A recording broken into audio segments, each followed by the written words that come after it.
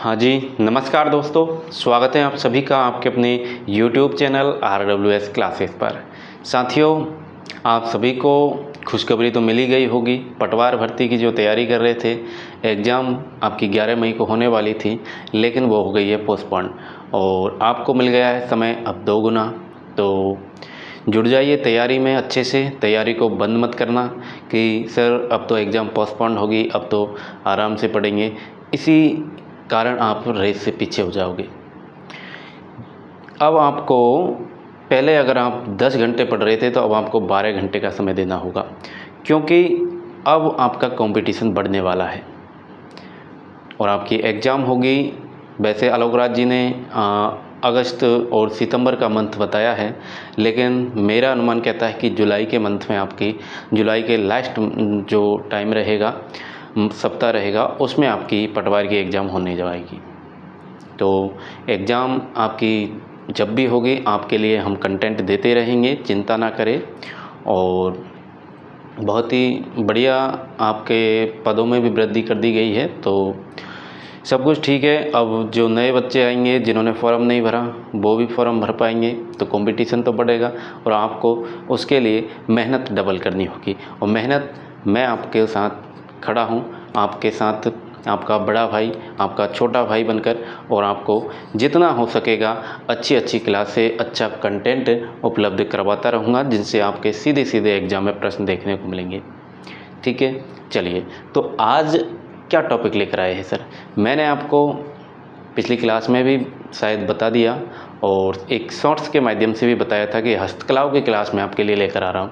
जिस प्रकार से मैंने आपके राजस्थान के आभूषणों को पढ़ाया था आपको, और आपको बहुत ही पसंद आई थी वो क्लास और आपको याद भी मैंने करवाई थी। मैंने कहा था कि पूरी तरह 100% याद करवाने की ज़िम्मेदारी लेकर मैं आता हूँ। क्लास जो भी लाऊंगा उसमें याद करवाने की ज़िम्मेदारी लेकर आऊँगा। तो ये क्लास भी उसी प्रकार से है, जिस प्रकार से आभूषणों को याद करना बड़ा टफ लगता था आपको, और आभूषणों को जैसे हमने पढ़ाया उस प्रकार से आपने पढ़ा और याद हुए, तब आपने कहा कि सर मज़ा आ गया। तो उसी प्रकार से ये क्लास भी आपके लिए बनाई गई है। राजस्थान के हस्तकला टॉपिक को आज अपन कंप्लीट करेंगे। तो किस प्रकार से करेंगे साथियों? देखो, हस्तकलाओं को पढ़ना बड़ा ही आसान है पढ़ना तो, लेकिन याद करना बड़ा मुश्किल है, क्योंकि बहुत सारी हैं। एक दो तो है नहीं है, बहुत सारी है। जैसे आप देखें जयपुर की, देखिए तो इतनी सारी हस्तकलाएं मैंने यहाँ पर लिखी हुई है। अब इनको याद कैसे करोगे? उन सब समस्याओं का समाधान मैं आपके लिए लेकर आया हूँ बहुत ही बेहतरीन तरीके से। तो एक बार क्लास को शुरू करें उससे पहले आप क्लास को शेयर ज़रूर कर दें अपने दोस्तों तक। जितने भी आपके पास ग्रुप्स हैं उन सभी में आप शेयर ज़रूर करें। फिर हम आगे बढ़ते हैं अपनी क्लास पर। और जो साथी नए जुड़े हैं वो चैनल को सब्सक्राइब ज़रूर कर ले। चैनल को सब्सक्राइब करने के बाद में भी आपको एक काम करना होता है जो आप अक्सर भूल जाते हैं। वो काम है आपका नोटिफिकेशन ऑन करना। नोटिफिकेशन ऑन रखा करें ताकि आपको हर आने वाली क्लास की नोटिफिकेशन मिल सके और आप समय पर क्लास को ज्वाइन कर पाए। ठीक है, तो ये काम ज़रूर कीजिएगा। बाकी प्लेलिस्ट बनी हुई है, जाकर देख लीजिएगा। बहुत कुछ आपको मिलेगा यहाँ पर जो आपने सोचा भी नहीं होगा। चलिए बिना समय गवाए क्लास को करते हैं अपने शुरू। और आज हस्तकला का टॉपिक है तो बहुत ही बेहतरीन तरीके से आपको याद करवाते हैं। चलिए आ जाइए। देखिए, सबसे पहले हम बात करेंगे साथियों जयपुर की। तो जयपुर ज़िले की जितनी भी हस्तकलाएं हैं उनको याद करने के लिए पहले आपको ट्रिक बताएंगे। ट्रिक बताने से पहले आपको पता होना चाहिए कि कौन कौन सी हस्तकलाएं हैं। तो हस्तकलाएं साथियों देखिए, आप मीनाकारी हैं जयपुर की, ब्लू पॉटरी है जयपुर की, सांगानेरी प्रिंट है जयपुर की। अच्छा सर, ये बीच में क्या सीन है? कुदरत सिंह। तो कुदरत सिंह मेरे दोस्त हैं, यहीं से आपको याद करवाने के लिए इसको अलग से लिखने का क्या मतलब है? फालतू के पेज को संख्या बढ़ाना। उसके बजाय short and sweets notes making pattern पर एक क्लास रहेगी। तो चाहे तो आप साथ में नोट्स बना लीजिएगा, या फिर मैं स्क्रीनशॉट का समय दूंगा आपको। स्क्रीनशॉट लेके फिर आराम से आप नोट्स बनाना इसके। ठीक है, तो देखो कुदरत सिंह कौन है? कुदरत सिंह जी है मीनाकारी जो हस्तकला है जयपुर की प्रसिद्ध है, इसके मुख्य प्रवर्तक हैं। इसी प्रकार से ब्लू पॉटरी जयपुर की प्रसिद्ध है, उसके प्रवर्तक है कृपाल सिंह शेखावत जी। इसी प्रकार से सांगानेरी जो प्रिंट है, सांगानेर जयपुर में एक कस्बा है और इसी का सांगानेरी प्रिंट यहाँ पर प्रसिद्ध है, जिसके मुख्य कलाकार है, प्रवर्तक है मुन्ना लाल गोयल जी। ठीक है, अब देखो आगे और कौन सी है। कुट्टी हस्तकला यहाँ पर है, बगरू प्रिंट यहाँ पर की जाती है, बंदेज प्रिंट यहाँ पर की जाती है। बंदेज प्रिंट से साथ में याद रखिएगा इसे टाई डाई भी कहा जाता है, टाई डाई के नाम से भी इसको जाना जाता है, अक्सर एग्जाम में टाई डाई के नाम से पूछा गया है। पाव रजाई जयपुर की प्रसिद्ध है। लहरिया साथियों, लहरिया से जयपुर भी याद रखेंगे आप और लहरिया से पाली भी याद रखेंगे, पाली का भी ये प्रसिद्ध है। अच्छा, लहरिया क्या है? लहरिया में ओढ़नी टाइप की होती है, ये ओढ़नी होती है और ये जो आपके लिखा है ना मैंने, बी फॉर पीला पोंचा, जी फॉर गुलाबी पोंचा, इसका क्या मतलब है सर? बी का मतलब है लड़का, बॉय। तो लड़के के जन्म पर पीला पोंचा पहना जाता है, लड़की के जन्म पर गुलाबी पोंचा पहना जाता है, लहरिया पहना जाता है। ये याद रहेगा? याद तो नहीं रहेगा, उसके लिए हम करवाएंगे आपको, चिंता ना करो, एक बार देख लो कौन कौन से हैं। फिर आपके नमदे और गलीचे जयपुर के प्रसिद्ध हैं, जो कि आपके कैदियों के द्वारा बनाए जाते हैं जेल में। फिर आपके हैं संगमरमर की मूर्तियाँ, ये भी आपके कहाँ की? जयपुर की प्रसिद्ध हैं।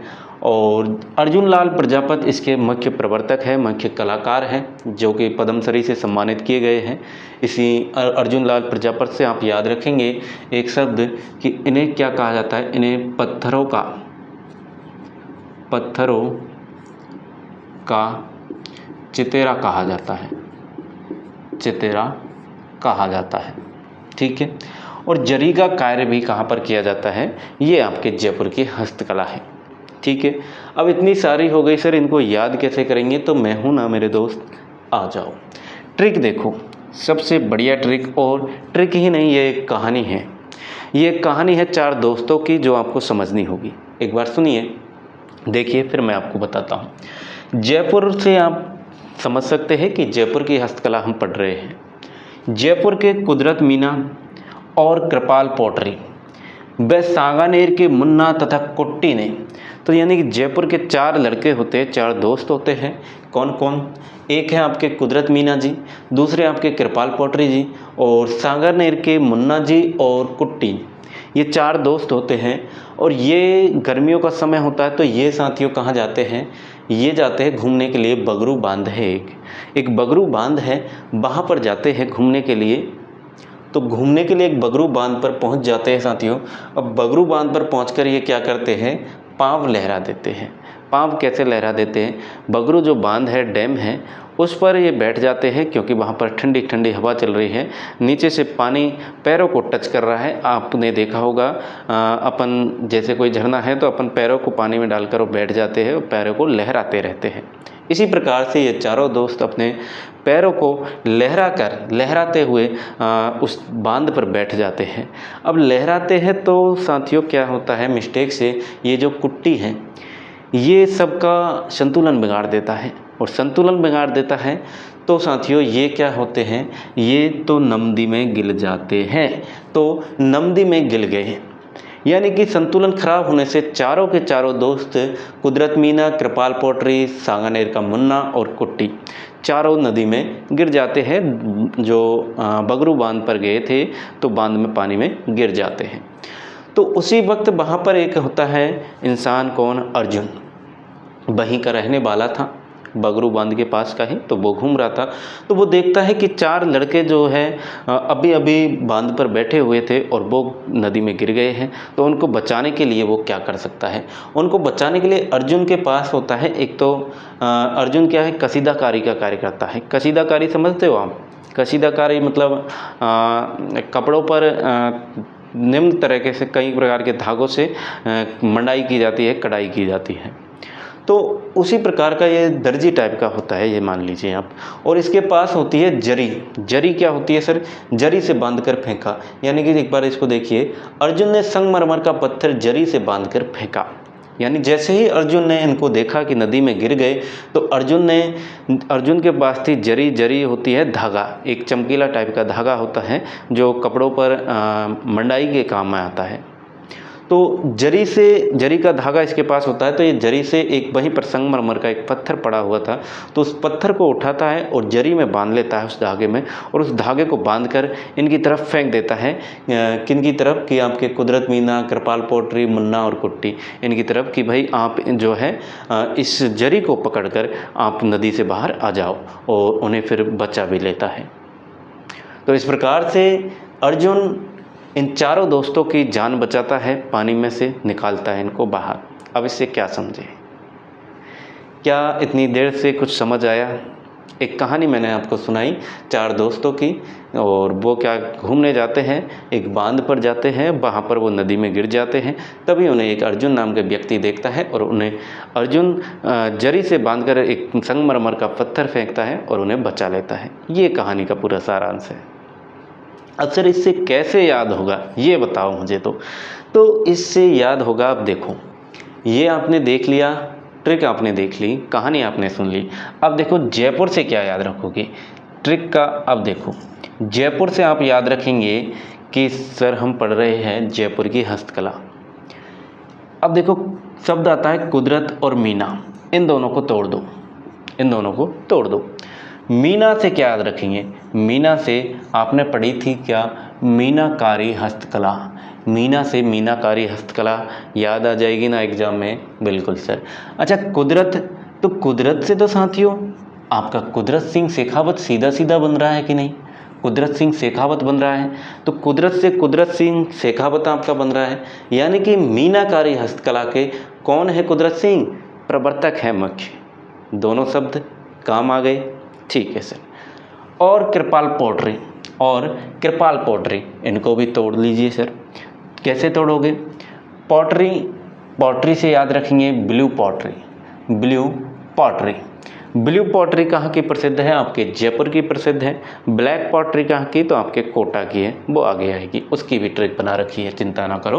तो देखो पॉटरी से ब्लू पॉटरी आपने याद किया, और इस कृपाल से सीधा सीधा क्या याद कर लेंगे? कृपाल सिंह शेखावत आप याद रखेंगे। ब्लू पॉटरी के प्रवर्तक जो है कौन है? कृपाल सिंह शेखावत है सर। आगे आओ, सांगानेर के मुन्ना। अब सर इनको भी तोड़ दो, बस तोड़ना है, अलग अलग करना है आपको। सांगानेर के मुन्ना, यानी कि सांगानेर से आप याद रखेंगे सांगानेरी प्रिंट। क्या याद रखेंगे? सांगानेरी प्रिंट का कार्य किया जाता है। और कौन करता है साथियों? तो मुन्ना कौन है? मुन्ना, ये मुन्ना लाल गोयल जी हैं, जो कि क्या है? सांगानेरी प्रिंट के प्रमुख कलाकार हैं, मुख्य प्रवर्तक है। तथा कुट्टी, अब कुट्टी भी क्या है आपकी? कुट्टी आपको सीधा सीधा याद होगी। कुट्टी आपकी क्या है? जयपुर की एक हस्तकला है, ठीक है। अगला देखो क्या है? बगरू बांध। बगरू से आप क्या याद रखेंगे? बगरू से आप देखो, बगरू प्रिंट मैंने आपको बताया। बगरू से आपको क्या बताया मैंने? बगरू प्रिंट आप याद रखेंगे, तो जयपुर की हस्तकला कौन सी हो गई? बगरू से बगरू प्रिंट हो गई। बांध से कौन सी हो जाएगी? बांध से देखो बंदेज प्रिंट बन रही है कि नहीं? बंदेज प्रिंट बन रही है। और इस बंदेज प्रिंट का दूसरा नाम भी साथ में याद रखना, इसको भूल मत जाना, टाई एवं डाई के नाम से भी इसे जाना जाता है, ठीक है। बगरू से बगरू प्रिंट हो गई, बांध से बंदेज प्रिंट हो गई। उसके बाद में क्या है अपनी ट्रिक में कि बगरू बांध पर पाँव लहराया। देखो पाँव लहराया, यानी कि पाँव से क्या याद रखोगे? पाँव से आप याद रखोगे पाँव रजाई। पाँव रजाई बन गया ना, पाँव रजाई, ठीक है सर। लहराया, लहराया से लहरिया। लहरिया, लहराया से लहरिया बन रहा है आसानी से। एक एक शब्द से आपके एक एक हस्तकला निकल रही है, और बड़े ही आसानी से आपको ये कहानी याद भी है। लहराया से लहरिया, और लहरिया में आपने याद किया कि पीला पोंचा लड़के के जन पर पहना जाता है, गुलाबी पोंचा कहाँ पर? लड़की के जन पर पहना जाता है। लहरिया और किस ज़िले का प्रसिद्ध है? तो ये आपके पाली ज़िले का भी आपको ऑप्शन में देखने को मिले। अगर जयपुर ना मिले तो पाली ज़िला करके आना है, ठीक है। फिर क्या है? तो नमदी में गिल गया। अब नमदी से क्या याद कर सकते हैं आप? नमदी से क्या फीलिंग आ रही है? नमदी, और हमने पढ़ा था नमदे। नमदे, नमदी, नमदे। नमदी से नमदे याद रह जाएगा क्या? बिल्कुल सर, नमदे याद रह जाएगा। नमदे याद रह जाएगा तो इस गिल से भी तो कुछ बनाओ सर। इस गिल से नमदी में गिल गया तो गिल से गलीचे कह सकते हो ना, गिल से गलीचे कह सकते हो। बिल्कुल सर, गलीचे। ठीक है सर, नमदे और गलीचे भी हो गए, नमदी में गिल गया। तो उसके बाद में क्या, उसके बाद में अर्जुन जी आते हैं। अर्जुन देखो, अर्जुन ने संगमरमर का पत्थर जरी से बांध कर फेंका। यानी कि संगमरमर की मूर्तियों का कार्य किया जाता है। संगमरमर से क्या याद रखेंगे? संगमरमर की मूर्तियों का कार्य कहाँ पर किया जाता है? आपके जयपुर में किया जाता है। मुख्य कलाकार, मुख्य प्रवर्तक कौन है? तो अर्जुन लाल प्रजापत जी है। अर्जुन लाल प्रजापत जी है। तो अर्जुन कौन है? अर्जुन लाल प्रजापत है, जो संगमरमर की मूर्तियों का मुख्य कलाकार है। अच्छा, का पत्थर फेंका, इसका क्या अर्थ है सर? पत्थर से आपको याद रखना है, इसे क्या कहा जाता है? पत्थरों का चितेरा कहा जाता है। पत्थर से पत्थरों का चितेरा कौन? अर्जुन को कहा जाता है, अर्जुन लाल प्रजापत जी को। ठीक है सर, उसके बाद में क्या है आपका? हो गया ना, जरी से बांध कर फेंका। यानी कि जरी का कार्य भी कहाँ किया जाता है? आपके जरी का कार्य भी आपके कहाँ किया जाता है? जयपुर में किया जाता है। तो याद हुई या नहीं बताओ मुझे, और कैसी लगी कहानी? कहानी के एक एक शब्द से मैंने आपको एक एक हस्तकला दे दी, और क्या चाहिए बोलो? तो इस प्रकार से आपको ये याद हुई या नहीं? मैं उम्मीद करता हूँ आपको अच्छे से समझ आ गई होगी और याद भी हो गई होगी, क्योंकि मैंने आपको ट्रिक को कहानी के तौर पर बताया है। एक कहानी चार दोस्तों की आपको हमेशा याद रहेगी। आप इस कहानी को अपने छोटे बड़े भाइयों को समझाना, सुनाना, उन्हें भी अच्छा समझ आएगा कि जयपुर के दो चार दोस्त होते हैं। कुदरत मीना, कृपाल पोटरी, सांगानेर का, जयपुर में ही सांगानेर कस्बा है, उसका आता है मुन्ना और कुट्टी। चारों जाते हैं घूमने बगरू बांध पर, और बगरू बांध पर पाँव लहराते हुए बैठ जाते तो संतुलन बिगड़ जाता है, तो नदी में गिर जाते हैं, और नदी में गिर जाते हैं तो अर्जुन देखता है, और अर्जुन क्या करता है? जरी से संगमरमर का पत्थर बांधकर उनकी तरफ फेंकता है और उनकी जान बचा लेता है। ठीक है, आगे बढ़े। चलिए अब देखो, कोटा की बात करते हैं। कोटा की साथियों तीन ही याद रखिएगा मुख्य जो हस्तकलाएं हैं, वो है आपके कोटा डोरिया की साड़ी, मसूरिया की साड़ी और ब्लैक पॉटरी। आप याद रखेंगे कोटा की ब्लैक पॉटरी, जयपुर की हमने क्या पढ़ी? Blue pottery. ठीक है, देखो अब इन तीनों को आप चाहे तो डायरेक्ट याद कर सकते हैं कि कोटा डोरिया साड़ी, मसूरिया साड़ी और ब्लैक पॉटरी साड़ी है। इनको अगर आपको ट्रिक देखनी है तो इसकी भी ट्रिक बेहतर है। ट्रिक देखिए, जैनब कोटा कैथून में डोरिया की मशहूर साड़ी बेचती है तथा ब्लैक पार्टी करती है। जैनब नाम की एक महिला है, जैनब नाम की एक महिला है जो कि कोटा के कैथून नामक, कोटा में एक कैथून नामक स्थान है, वहाँ पर डोरिया की मशहूर साड़ी बेचती है। डोरिया की क्या करती हैं? डोरिया की मशहूर साड़ी है, उनको बेचती है, इसकी दुकान है सर, वहाँ से जाकर ले आना कोटा डोरिया साड़ी। तथा ब्लैक पार्टी करती है, और बेचने के बाद में बढ़िया धंधा हो जाता है, भाई साड़ी बिच गई बढ़िया, तो अब क्या करती है? शाम को बैठ के ब्लैक पार्टी करती है। अब ब्लैक पार्टी जो भी आप समझो, लेकिन करती है ब्लैक पार्टी। ठीक है, तो अब इससे कैसे बनेगा सर? याद तो आपको हो गई ना कि जैनब नाम की एक महिला है जिसकी कोटा के कैथून नामक स्थान में डोरिया की मशहूर साड़ी बेचने की दुकान है, बेचती है, और बेचने के बाद में ब्लैक पार्टी करती है। अब देखो, कोटा के कैथून नामक स्थान पर गांव में जैनब कौन है? पहली बात तो जैनब साथियों इन दोनों साड़ियों की, ये जो कोटा डोरिया साड़ी है और मसूरिया साड़ी है, इन दोनों की ये एक प्रकार से आप कह सकते हैं इसी ने इसको डिजाइन किया, मुख्य कलाकार कह सकते हैं, डिजाइन इन्होंने किया था, मुख्य कलाकार हैं, जैनब नाम की महिला ही है, और दोनों साड़ियों की मुख्य कलाकार है। कहाँ पर है? तो कोटा के कैथून नामक स्थान पर है। कौन सी है? तो डोरिया साड़ी है, और इस मशहूर से आप याद रखेंगे मसूरिया साड़ी, मशहूर से मसूरिया साड़ी याद रखेंगे। बाकी तो आप समझ गए, ब्लैक पार्टी करती हैं, यानी कि ब्लैक से ब्लैक हो जाएगा, और पार्टी से आप पॉटरी याद रखेंगे, यानी ब्लैक पॉटरी आपके कोटा की फेमस है, मसूरिया साड़ी है, और आपके कोटा डोरिया साड़ी है। मुख्य कलाकार कौन है? तो जैनब नाम की एक महिला है। कहाँ पर है? तो कोटा के कैथून गांव में है। ठीक है, याद रहेगी। चलिए अगला देखो प्रतापगढ़। प्रतापगढ़ देखो, प्रतापगढ़ की जो मुख्य हस्तकला है और भी है, लेकिन जो मेन है, जो अक्सर एग्जाम में देखने को मिलती है हमेशा ही, थेवा कला। थेवा कला क्या है साथियों? थेवा कला आपके जो है, एक सेकंड,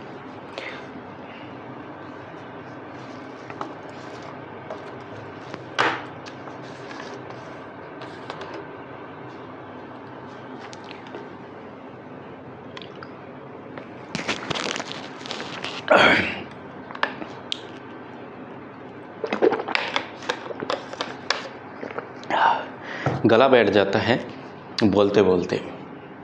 देखो हम पढ़ रहे थे प्रतापगढ़, तो प्रतापगढ़ की थेवा कला की बात कर रहे थे। थेवा कला साथियों सोने का कांच पर सोने का सूक्ष्म चित्रांकन किया जाता है पतले तारों से इसमें। तो इसका सीधा सीधा आपसे ये नहीं पूछा जाएगा कि क्या है, लेकिन आपसे पूछा जाएगा कि थेवा कला कहाँ की प्रसिद्ध है, और थेवा कला के जो प्रवर्तक है ये अक्सर पूछे गए अभी तक के एग्जाम में। और जो मेन है आपके प्रवर्तक, देखो इतने सारे प्रवर्तक मैंने लिखे हुए हैं, तो इनमें से मेन तो नाथूजी सोनी है। नाथूजी सोनी जो है मेन है, और वैसे इस प्रकार से भी कहा जाता है कि सोनी परिवार है, और पूरा सोनी परिवार ही थेवा कला का प्रवर्तक है, मुख्य कलाकार हैं नाथूजी सोनी। अगर पूछ लिया जाए एग्जामिनर को प्रश्न को टफ बनाना है थोड़ा सा, तो आपसे प्रवर्तक पूछेगा, और प्रवर्तक भी नाथूजी सोनी ऑप्शन में नहीं देगा। ऑप्शन में आपके रामविलास सोनी दे दिए, महेश सोनी जी दे दिए, या बेनीराम दे दिए, जगदीश सोनी दे दिए। तो इस प्रकार से इन सभी को याद आपको करना होगा, और याद करवाने की जिम्मेदारी मैंने ली है, तो मैं आपको करवाऊंगा। देखो कौन कौन से, पहले तो ये जान लो कि प्रवर्तक कौन कौन से थेवा कला के। तो राम प्रसाद सोनी जी, रामविलास सोनी जी, जगदीश सोनी जी, बेनीराम सोनी, नाथूजी सोनी और महेश सोनी जी, ये सभी आपके कौन हैं? थेवा कला के प्रवर्तक हैं। अब देखो ट्रिक, इनको याद कैसे करेंगे। ये देखो, राम राम जगदीश बेनीनाथ महेश, याद रहेगी क्या? राम राम जगदीश बेनीनाथ महेश, सब में ईश्वर का नाम आ रहा है, भगवान का नाम आ रहा है। ये तो आपको ऐसे याद रह जाएगी कि राम राम जगदीश बेनीनाथ महेश, राम राम जगदीश बेनीनाथ महेश, याद रहेगी। देखो अब याद तो हो गई आपको, अब इससे बन कैसे रहा है आप भी समझ गए इस बात को, तो कि राम से कौन बन रहे हैं। राम से आपके राम प्रसाद आप ऑप्शन में से उड़ा देंगे, राम से आपके रामविलास सोनी जी को आप ऑप्शन से कर दोगे, जगदीश से सीधा सीधा आपके जगदीश सोनी बन रहे हैं। बैनी देखिए, इस बैनी से आप याद रखेंगे बेनीराम सोनी, और इस नाथ को ले लीजिए, नाथ से आप याद रखेंगे नाथूजी सोनी, और महेश से सीधा सीधा आपके कौन बन रहे हैं? महेश सोनी जी। बताओ याद हो गया कि नहीं? कोई भी डाउट हो कमेंट करके पूछ लेना, क्लियर कर दिया जाएगा, ठीक है। तो ये स्लाइड आपकी कंप्लीट हो गई, और मैं उम्मीद करता हूँ कि आपको अच्छे से समझ आई होंगी। एक एक कहानी के तौर पर ट्रिकों के माध्यम से जिस प्रकार से मैंने समझाया है, मेरी 4 से 5 घंटे की इसमें मेहनत लगी है, तो आपके लिए ये सभी ट्रिकें बनाई हैं। तो उम्मीद करता हूँ आपको याद हुई होंगी और पसंद आई होगी। अब एक बार स्क्रीनशॉट ले लीजिए, स्क्रीनशॉट का समय हो गया है, और मैं थोड़ा सा पानी पी लेता हूँ, गले को कर लेता हूँ तार।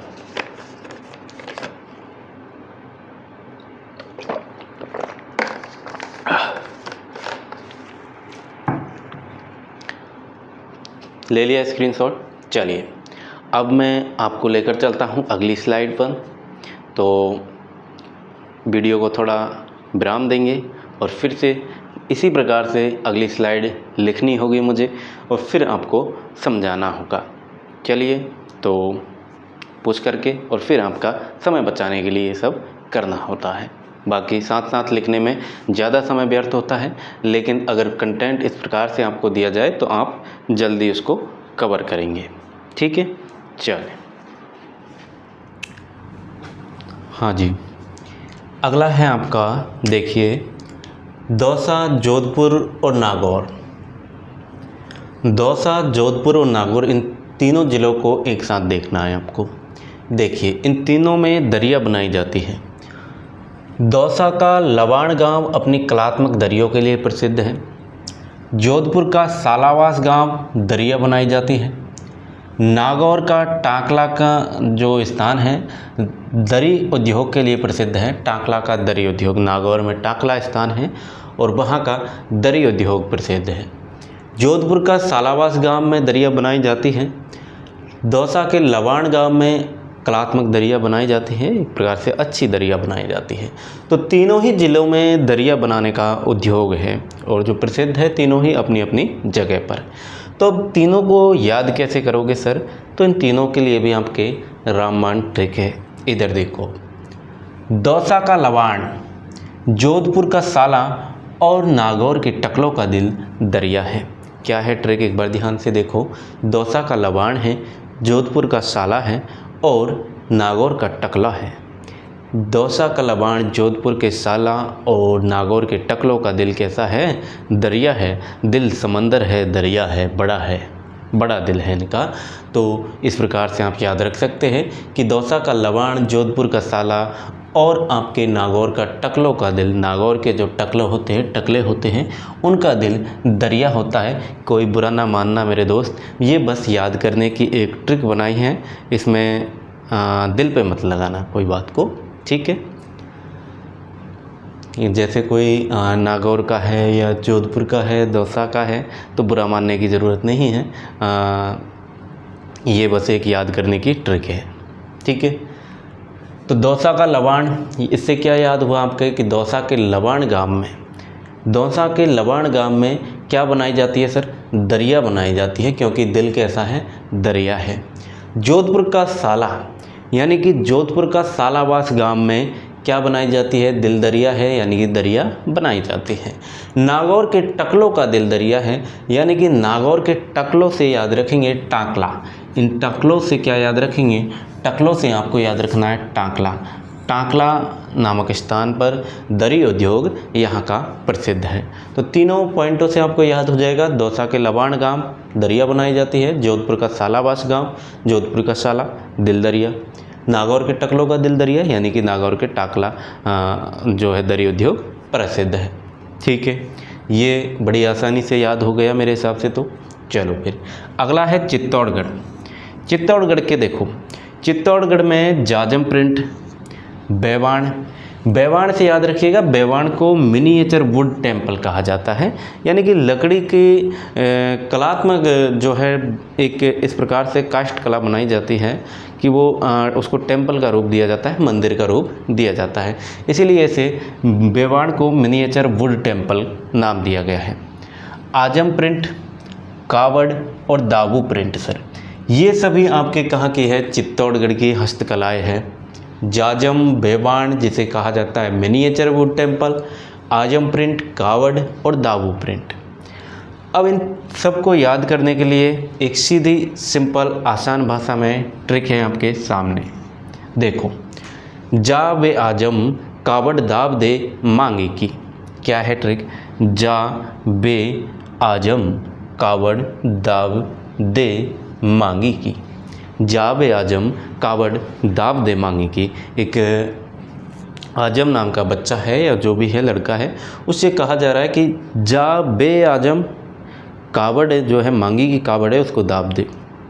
जा बे आजम मांगी की कावड़ को दाब दे। आ गई समझ? चलो फिर इसको समझो। फिर जा का क्या मतलब है? अब जा से शब्दों को क्रिएटिविटी तो बनाना है। देखो, जा से आप सीधा सीधा कनेक्ट करेंगे जाजम प्रिंट। जा से क्या कनेक्ट करेंगे सर? जाजम प्रिंट। और इस बे से आप कनेक्ट करेंगे बेवाण। बे से क्या कनेक्ट करेंगे? बेवाण। आजम से आपका सीधा सीधा आजम प्रिंट हो जाएगा। बेवाण से याद रखिएगा मिनिएचर वुड टेम्पल कहा जाता है इसको। कावड़ से आपके कावड़ याद रखेंगे आप। बस्सी चित्तौड़गढ़ की ये प्रसिद्ध है।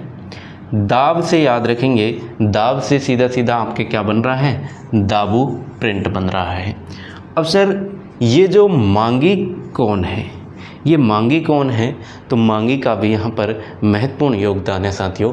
मांगी लाल मिस्त्री जी आपने पढ़ा होगा। मांगी लाल मिस्त्री जी आपके क्या है? कावड़ कला के प्रमुख कलाकार हैं। कलाकार हैं। मुख्य कलाकार कौन है? मांगी लाल मिस्त्री जी। मांगी से कौन याद रखेंगे? मांगी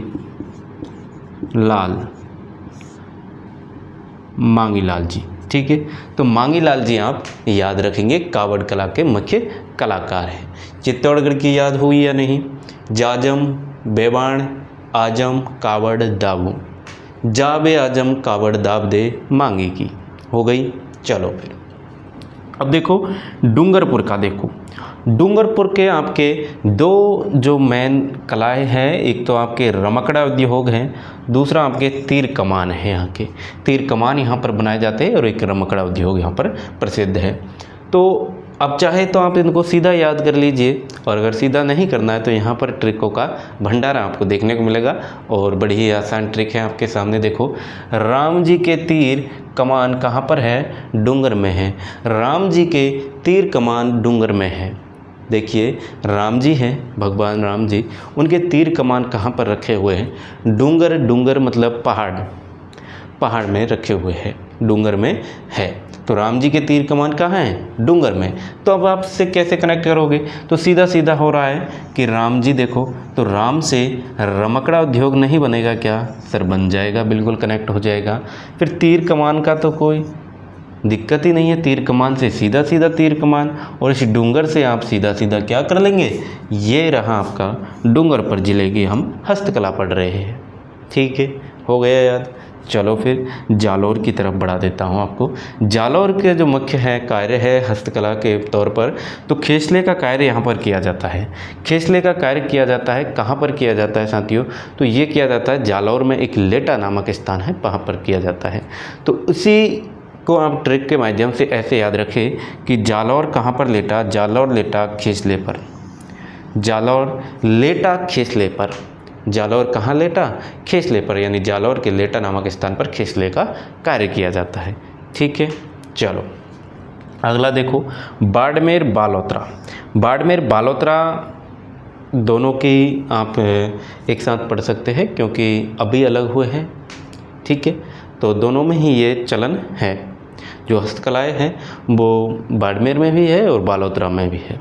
ठीक है, तो देखो अजरक प्रिंट है यहाँ की, मलीर प्रिंट है, और नक्काशीदार फर्नीचर यहाँ पर तैयार किया जाता है। ये तीन जो मेन हस्तकलाएँ हैं वो हैं आपके अजरक प्रिंट, मलीर प्रिंट और नक्काशीदार फर्नीचर यहाँ पर तैयार किए जाते हैं। तो इसकी ट्रिक याद करनी है तो देख लो ट्रिक, या फिर आप सीधा सीधा याद कर लो। तो ट्रिक देख लेते हैं। ट्रिक से क्या है कि एग्ज़ाम में जब आप सोचोगे क्लास के बारे में तो आपको सीधा ट्रिक याद आएगी, और ट्रिक याद आते ही आप देखोगे ऑप्शन में आप सीधा सीधा ट्रिक के माध्यम से कर दोगे। ये मैं आपसे 100% कह सकता हूँ कि बहुत ही लाभदायक है आपके लिए। अब देखो ट्रिक क्या है। ट्रिक है, आज रख मलीर के नखरे फर्नीचर पर। कहा जा रहा है कि भाई आज मलीर के जो नखरे हैं ना उनको फर्नीचर पर रख दो। मलीर के जो नखरे हैं, मलीर बहुत नखरे करता है, नखरे एक ही बात हो जाती है। तो नखरे बहुत करता है, कौन करता है? मलीर करता है। तो कहा जा रहा है कि आज मलीर के नखरे फर्नीचर पर रख दो, हम नहीं उठाएंगे उसके नखरे को फर्नीचर पर रख दो। ठीक है, याद हो जाएगा। तो देखो आज रख से सीधा सीधा क्या बन रहा है मेरे दोस्त? अजरक प्रिंट बन रही है कि नहीं? बिल्कुल सर। मलीर से आपके मलीर प्रिंट बन रही है? बिल्कुल सर। अगला है आपका नखरे फर्नीचर पर रख दो, यानी नक्काशीदार फर्नीचर तैयार किया जाता है आपके कहाँ पर? बाड़मेर बालोतरा में। ठीक है, तो ये भी आपके स्लाइड कंप्लीट हो गई। अब एक बार स्क्रीनशॉट ले लेंगे सभी। चलिए लीजिए स्क्रीनशॉट, फिर अगली स्लाइड तैयार करता हूँ मैं आपके लिए, और पूरी आपके हस्तकला के टॉपिक को कंप्लीट करवा दूँगा। तो चिंता ना करो, थोड़ा समय लगेगा क्योंकि इतना बड़ा टॉपिक है। अगर आप कहीं और देखोगे यूट्यूब पर कहीं भी तो आपको 4-5 क्लासें मिलेंगी हस्तकला की, लेकिन इस तरीके से short and sweets note making pattern पर तैयार करवाया है। तो इसके लिए वीडियो को लाइक कर दीजिए, शेयर ज़रूर कर दीजिए, और चैनल को सब्सक्राइब तो बनता है। इसी तरह का कंटेंट आपको मिलता है चलिए पहले स्क्रीनशॉट ले लीजिए, फिर बात करते हैं अपन।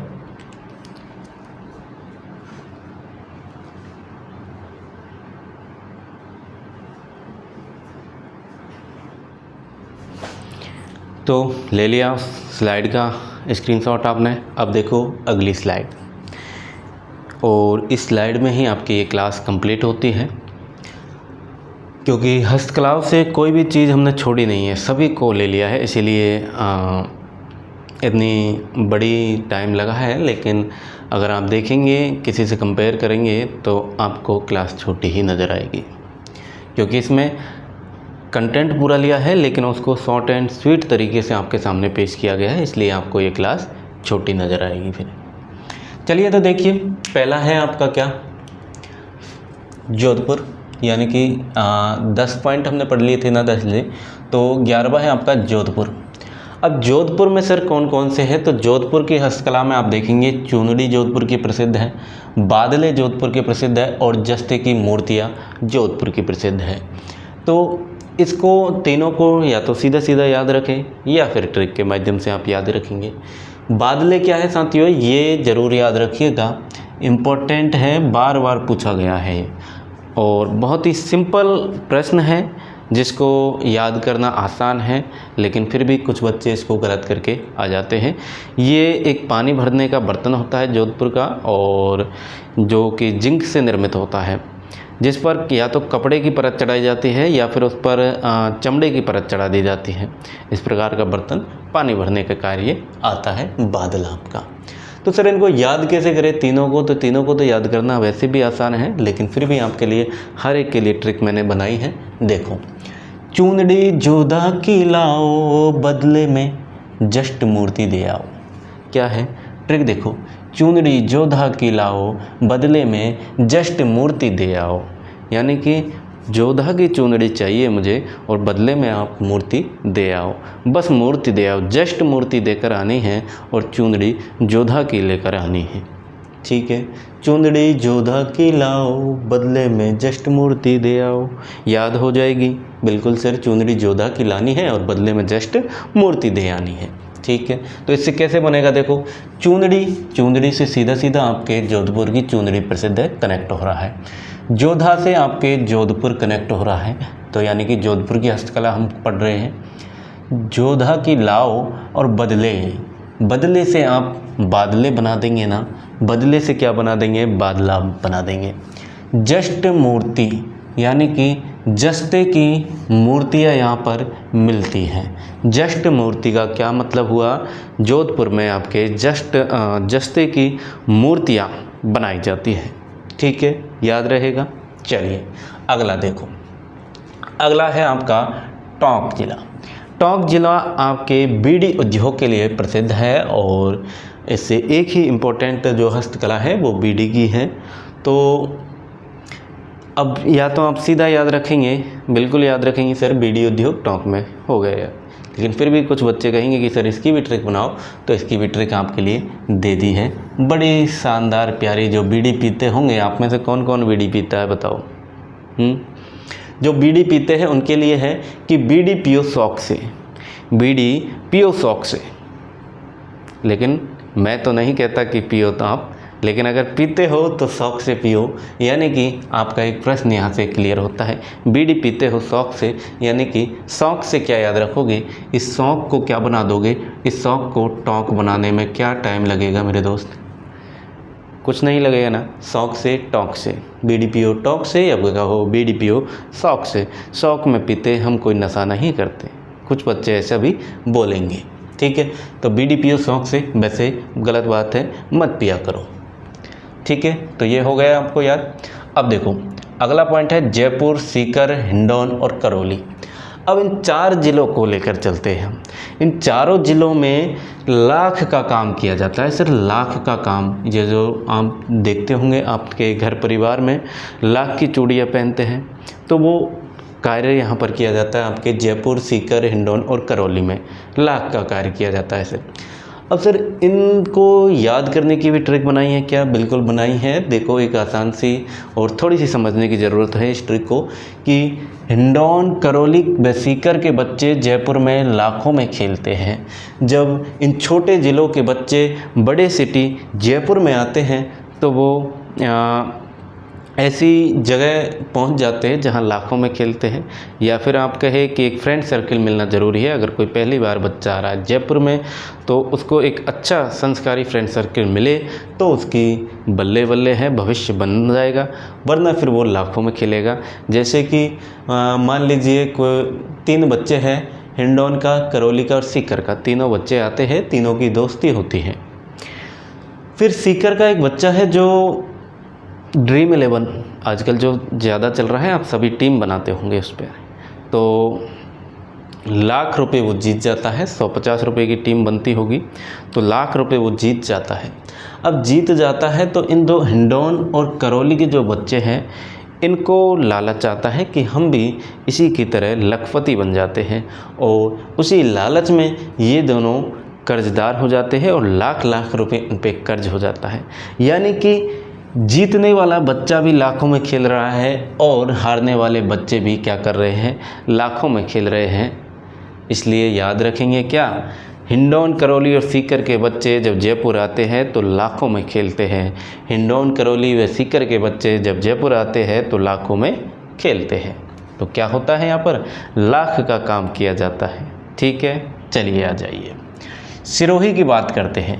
सिरोही में साथियों आरा तारी और तलवार, ये 2 हस्तकला आप देखेंगे और इन दोनों को सीधा सीधा आप याद कर सकते हैं, वरना ट्रिक है आसान सी कि आरा तारी सी तलवार, आरा तारी सी तलवार। वो कहते हैं ना कि आरा थारी सी तलवार, थारी तारी या थारी यानी कि सामने वाले को डिनोट करके कहा जाता है।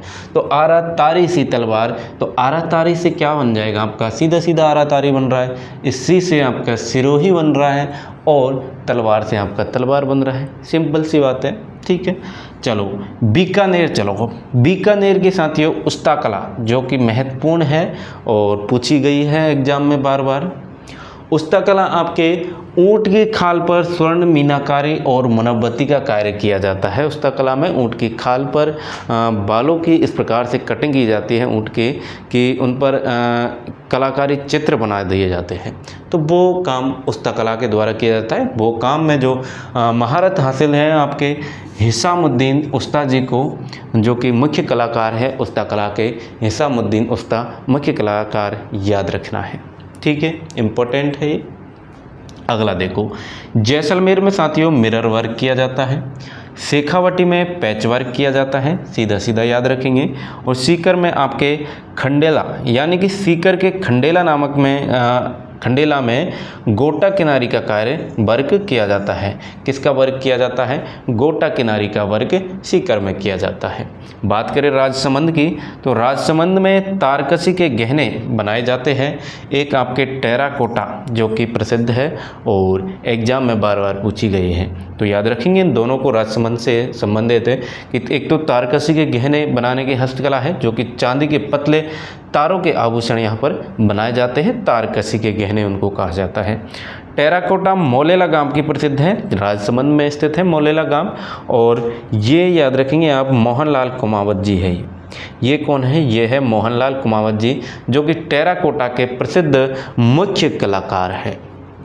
अगला देखो 20वां है आपका, 20वां पॉइंट है हनुमानगढ़। हनुमानगढ़ में आपके खेल का सामान मिलता है, खेल का सामान मिलता है। वहीं बात करें आपके 29वां आ गया क्या, हाँ ये थोड़ा मैंने इधर कर दिया था। चलिए फिल्मों में देखो 20 के बाद में 21 पे आ जाओ। 21 पे आपके नागौर। नागौर खेती के औजार यहाँ पर मिलते हैं।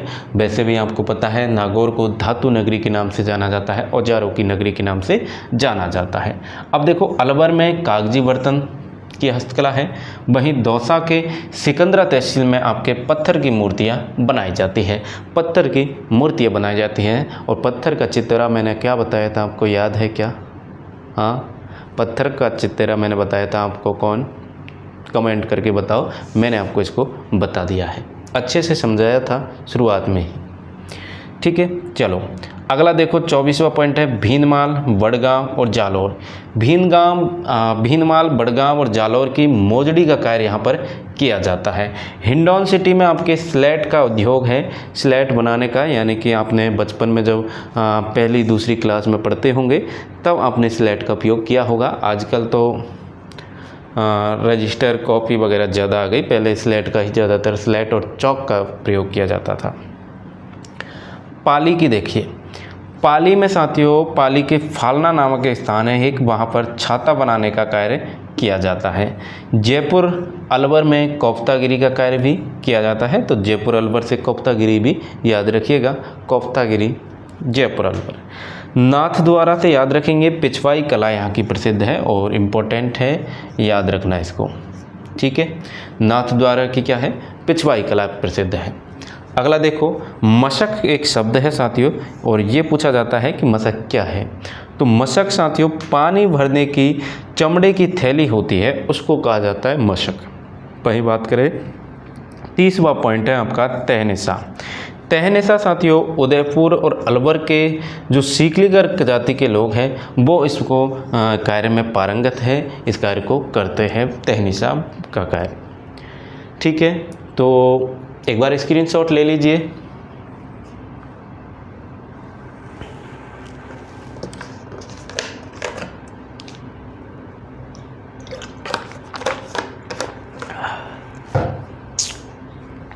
ले लिया, चलिए अब बताइए क्लास कैसी लगी।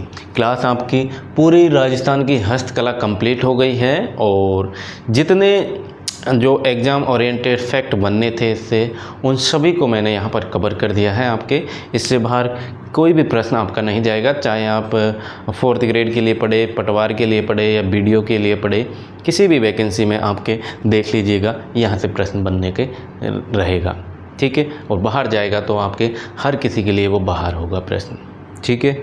तो अब बताओ, और अब प्रतिक्रिया देने का आपका समय हो गया है। तो कैसी लगी क्लास, और बहुत मेहनत की गई है इस क्लास में, तो इसको सपोर्ट ज़रूर दिखाइएगा, ठीक है। शेयर कर दीजिएगा अपने सभी साथियों तक, चैनल को सब्सक्राइब ज़रूर कर लीजिएगा, ठीक है। चैनल पर आप देखेंगे प्लेलिस्ट में राजस्थान कला संस्कृति की जो प्लेलिस्ट बनी है उस पर एक क्लास मिल जाएगी आपको। बाकी daily Rajasthan current affairs shorts के माध्यम से टॉप 5 प्रश्न आपको दिए जाते हैं, उनकी प्लेलिस्ट बनी हुई है। नए साथी जो जुड़े हुए हैं उन्हें मैं ये बता रहा हूँ ताकि आपके लिए सुविधा हो, ठीक है। बाकी पुराने विद्यार्थी तो जुड़े हुए हैं शुरुआत से, और वो अच्छे से पढ़ाई भी कर रहे हैं। करंट अफेयर्स का मैटर वहाँ पर क्लियर हो रहा है। बाकी उसी के बाद में जो आपको डेली करंट अफेयर्स दिए जाते हैं वो आपके मंथली रिवीजन भी करवाया जाता है, तो उसकी भी प्लेलिस्ट बनी हुई है, ठीक है। RWS फैक्ट के माध्यम से तो आपके हर एक तरह के पॉइंट को क्लियर करवाया जा रहा है, तो उसकी तो बात ही छोड़िए, वो तो एक अलग ही पहचान है, ठीक है। तो उसकी भी प्लेलिस्ट आपके बनी हुई है। तो इसी तरह साथियों पढ़ते रहे, आगे बढ़ते रहे, और कोई भी डाउट हो तो मुझे आप कमेंट कर दीजिएगा, मैं उसको क्लियर करने की पूरी कोशिश करूँगा, ठीक है। तो आज के लिए इतना ही साथियों, मैं मिलता हूँ आपसे अगले सेशन में, अगली क्लास में, और तब तक के लिए राम राम, जय हिंद साथियों, नमस्कार।